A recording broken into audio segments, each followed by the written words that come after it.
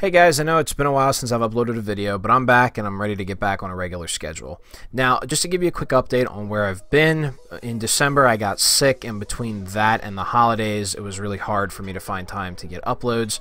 Also, in my most recent cinematic that I've kind of been working on, I've had to deal with this glitch.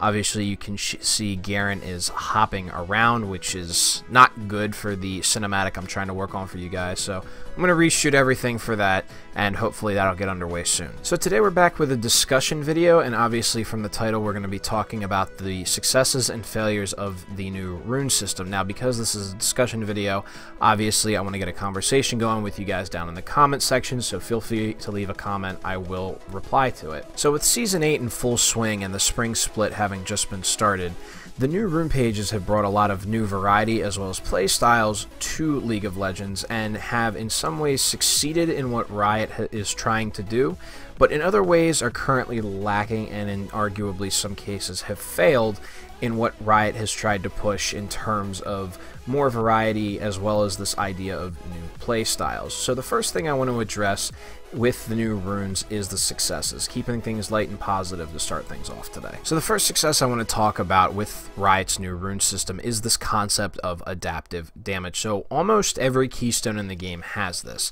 Now basically what adaptive damage is if you build more AD, your keystone is going to scale with AD, but if you build more AP, your keystone is going to scale with AP. Now the reason I consider this a success with the rune page update is because for the first time in this game, we now have a feasible way of allowing different champions to be played in different ways. Let's look at Teemo, for example. So with the adaptive damage, you could either go full AP Teemo or you could go Frozen Mallet AD Teemo, and both will still be viable. Two reasons for that. First of all, because of the adaptive damage, it will scale with the correct damage type that you're building, but also B, because there are different ways to proc this damage.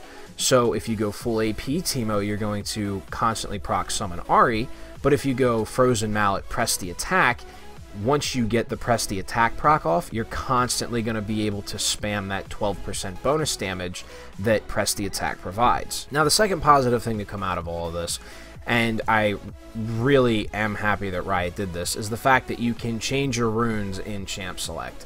First of all, you can customize your either primary or secondary based on what the matchup is, but also just the sheer fact that I've been playing since Season 3, and now that I can actually like physically adjust my rune page and not have to worry about what I'm getting going into the game is just phenomenal. So kudos to you, Riot. Good job. And the third and final change that I think is a positive and a success for League of Legends is the fact that since this release, the game feels new and fresh again. I feel like they hit a reset button for the game as an esport, and when I go into League of Legends now, despite the fact that it's the same map I've played for thousands and thousands of times, it actually feels like I'm going into a new experience with a fresh take on the game.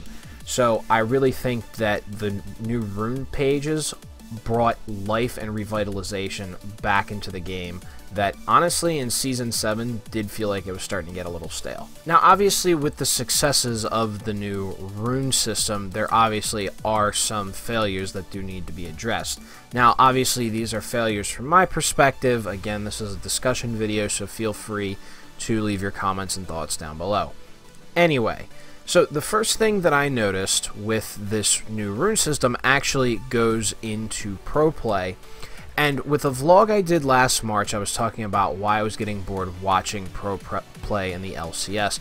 Now, unfortunately, the same problem with the rune system has gotten funneled and mixed into pro play with this idea of, instead of picking something that is unique or based on a playstyle, it's about picking what is ideally best. And the biggest issue that I'm seeing here is that 90% of pro players are picking Inspiration as their secondary tree simply because you get free boots and you get a free stopwatch. So obviously going for free items is better for both gold value and efficiency. So at the pro level, It's more about those things rather than just, okay, going with some extra damage or maybe some extra lethality and magic penetration. So the biggest thing right now is, as far as variety is concerned, in a champion secondary tree, you really can't compete with free items. Now, the second negative that I see coming out of the current rune system, and I am speaking out a little bit of a bias here as a top laner, and this is for fighters and for tanks. The second big thing I see here is the lack of access to different stats such as attack speed and health. Now, when it comes to health, you're kind of stuck in the resolve tree, and stacking health, you're kind of stuck with Grasp of the Undying. And unfortunately, with that rune specifically, it's based off of auto-attacking an enemy champion at the correct time while you're in combat. And the thing that sucks about that is the fact that you can only really stack health off of that when you're in the laning phase. Otherwise, when you're roaming around or you're team fighting or getting dragon or something, you really can't get too much health off of those skirmishes or fights. So it's really hard for tanks to get health off of that. And when it comes to attack speed, you're really only locked into two positions. Either you can go inspiration into precision and get 20% extra attack speed that way, or you can go straight down the precision tree, and if you take any other tree, you'll get 18% additional attack speed. But unfortunately, they nerfed it recently, so that way if you go resolve, you get 65 health and 9% attack speed instead of 18.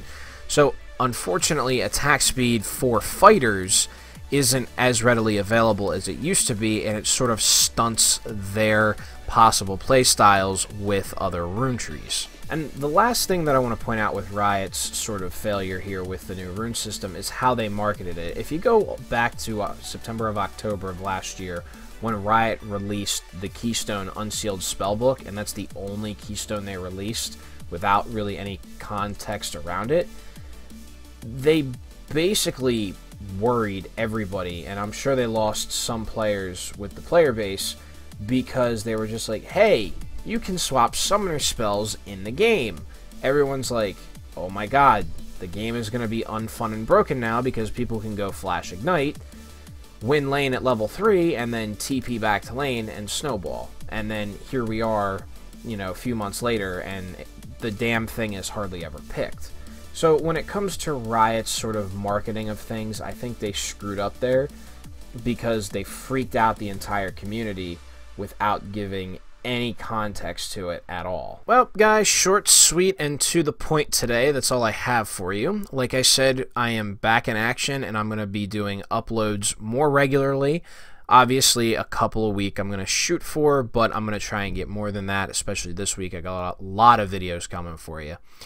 So as always, thank you very much for watching, and we'll see each other again real soon. Have a wonderful day.